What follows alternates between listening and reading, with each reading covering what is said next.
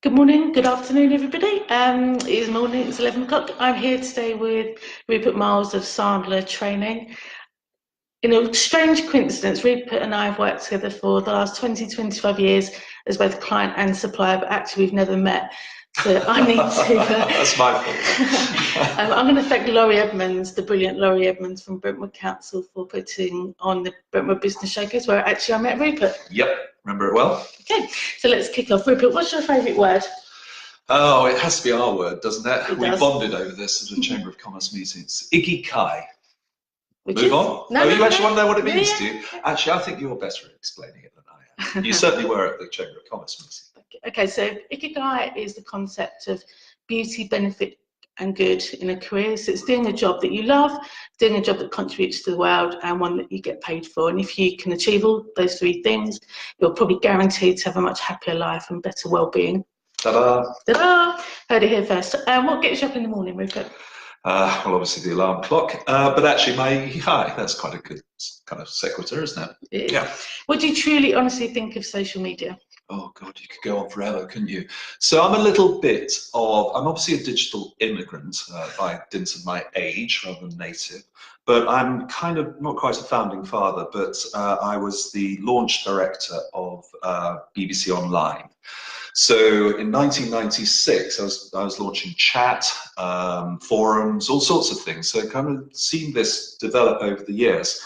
And like all things in the internet, it reflects the whole of human nature, for better or for worse. So broadly, social media has great ability for great good and great harm. When you come to business in the context of this, I think that it's a bit like a rugby tackle. If you go in hard and committed, you will not hurt yourself. If you go in half-heartedly, you'll get kicked in the teeth. And I see a lot of people who kind of almost dally in it. Yeah. And this isn't a promotion for you, Emma, but it kind of makes sense. No, but it kind of indirectly is, in the sense that, frankly, if you really want to get involved in this world, you've got to talk to an expert. Here's one. But if you don't, and you try and work it out yourself, the chances are your behaviors will slip. You'll start off, you get kind of excited, loads of likes, no idea really what it actually means, and you'll stop doing it. I see a lot of people kind of going at it half-hearted. So it's definitely there. I was having a conversation earlier on this morning, and it was all about, actually think of the world now. You can promote yourself for nothing. Absolutely nothing. That was never available 20 years ago. So in the main, I'm evangelist, but I'd say anyone who's considering doing it for business, really commits to it, and you should get really good returns. But if you're not going to commit properly to it, don't do it. Does it go hard or go home? Yes, that'll do. That's a good catchy one. Yeah. Kindles or books? Oh, obviously books. Now, books. Okay, so I'm a bit of a sado on books, and I will. For me, a new book is akin to a new. You know the new car smell. Whatever smell turns you on, like it's a new baby or something. I don't know, whatever takes your fancy. But I literally open new books and smell. I promise, it's just bizarre. Something about print. What do you think is the biggest challenge to your industry right now? Well, my industry is training. I see no challenge to it at all. And in fact, I know I'm an optimist, naturally an optimist, and probably being unrealistic here. But actually, I see a world where people increasingly recognize the power and value of training. And frankly, there are two types of company in my book: those who invest in their people and those who don't. And we know which one's going to win. We do. What did you want to be when you were growing up? A sales trainer? No, I didn't. I did once teach a class where I asked this question: who wanted to go into sales? And no one puts their hand up at that point. All right, but one bloke did. And actually, when I quizzed him, he genuinely did, as an 8-year-old, want to do it. Oh. No, I know I didn't, because when I took a scholarship into my secondary school, and they interviewed me, and I remember this precise question, and I didn't know the answer, but there were two people who were in the same form. One said he wanted to be the captain of England cricket, and he was a guy called David Gower, and the other one was a guy called Mike Foll that you won't know, but he wanted to be an astronaut, and he was the guy who saved the International Space Station when the Russian Docker unit crashed into it and it started leaking. So, but they knew what they wanted to do and they went and did it. I'm still kind of working it out, I guess. So, apart from the concept of working with me in publishing, what led you to your current career? Okay, I got told by the shareholders of the company that I was running about 2 years ago that they wanted to close the business. And it took me 18 months to close the business because it was quite complicated and big and difficult, which is a challenge in itself, which is great. Didn't feel so good at the time. But during that 18 months, I worked out what my ikigai was. Okay, and it came out as this. So here I am. So your favourite word was ikigai. Can you use it in a sentence? During that 18 months, I worked out. Very Is good. that okay? Yeah. And now, can you make it rhyme? Oh my goodness. No. My ikigai. No, I do. Done it. What advice would you give to your younger self? Yeah, interesting. I would. It would be cheesy to say this. It is cheesy, so I'll give you the health warning. But I went and I was my first training course. I won't say what it was because it's a company that's still in existence. And I remember it, and I really liked it. And they taught me a way of selling, which is where I started. And my advice to my younger self, because Sandler would have been just about launching at that stage, would be drop that lot. and there's this bunch of people in America just setting up. You should talk to them. Is that too cheesy? Not so. But actually, kind of do it all the time. I think the time I wasted doing it the other way. What's the best thing anyone's ever done for you? Oh, the best thing. Impossible. Absolutely impossible. I think the best thing generally that people have done for me, and I think it's reciprocal, is show kindness, actually. I know it's a general thing rather than specific, but I think of, one of the greatest role models, well, arguably the greatest role model I had in my life was my dad's mum, so my grandmother, and she was the most kind person I have ever come across. It's a bit maudlin, but it's kind of happy. I went to see her 2 days before she died, and she looked at me and held my hand, and she smiled, and I thought, do you know what? If I can live a life where I'm at that stage, and it's quite clear where she's going, and actually have that response and be able to engage in that way, that's success. So yeah, demonstrating kindness is the best thing that's ever happened, because I'm not sure I'm a naturally kind person. I need to be taught. Okay. So what's been your career-defining moment so far? You might not have had it yet. Well, I haven't had it then, have I? Almost by definition. Career-defining, unlikely. I've had about 3 or 4 things that have happened to me that have sent me off in a different direction.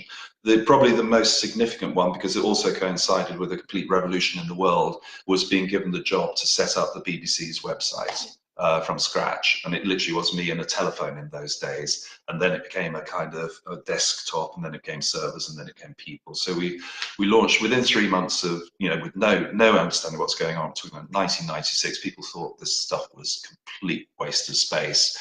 We launched BBC News, BBC Sport, and Top Gear were the first 3 sites we launched, and it was amazing. And look what's happened since. High five. Okay. Thank you. If you want a big award, who do you think? Pick a big award. A big award, sorry. I've had a cold, slightly deaf in My that ear. We had a discussion before we started which side. I should have gone that side. It's the accent. It's deafness. It's really properly blocked. If I won a big award, who do you think? Who'd I thank? Oh, I don't know. My mum. Let's be cheesy. Yeah, I mean, without her, and actually my dad, I guess. I wouldn't be here. Can you give us a time saver of the day? Time saver of the day. Okay, this is going to sound like it's not a time saver. All right. Journal. Do I need to explain that? No. Just journal. Okay. Takes time, but boy, does it bore you. Where do you see your industry in 24 months? Where do I see it in 24 months? Well, the industry, I think, will be much the same. Yeah, I don't see any material change, though I think the opportunity is enormous. And where were you 24 months ago? I think you might have just... Oh, yeah, no, I was closing a business, yeah. 210 people, multi-million-pound turnover. Pretty depressing at the time, but they all got jobs. Let's move on. What's an interesting fact about your company? Interesting facts. Well, my company is a franchise. So is this interesting? Probably not. And it's going to sound like a PowerPoint presentation, so I'll stop after the first bullet point. It's the world's largest sales training organization, full stop. There's a load more, but it's all guff. There you go. And if you could have a 24-minute Skype chat with anyone living or dead, who would it be? Oh gosh, yeah, that one.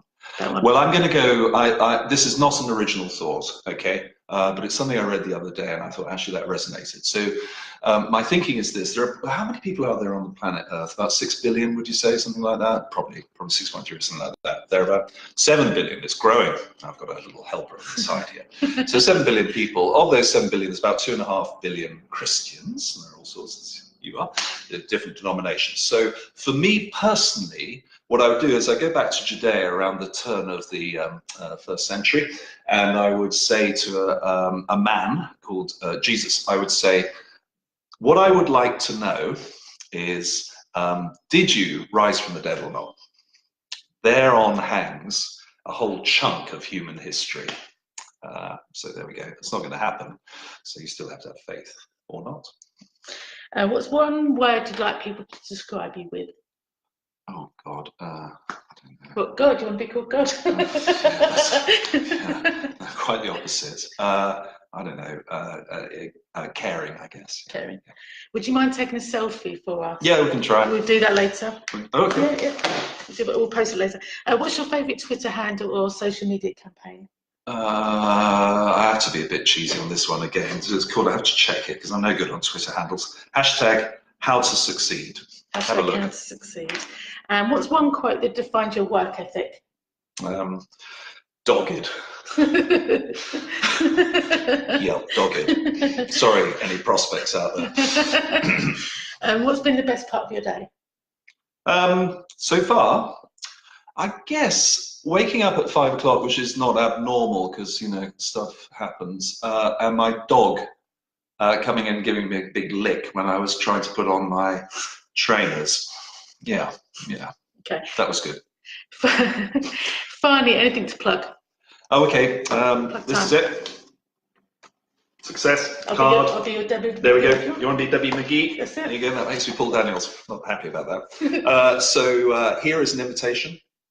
It's for an event that I am running at the Chelmsford Museum, and it's on. Can you actually probably can't read that anyway? It's on March the 26th, and please come along if you're interested to find out how we sell, how we train. All good fun, and you'll get to meet some other business owners as well, and it's free. End of plug. End of plug. Thank you. End of interview. Thank you very much. Thank you very much. Cheers.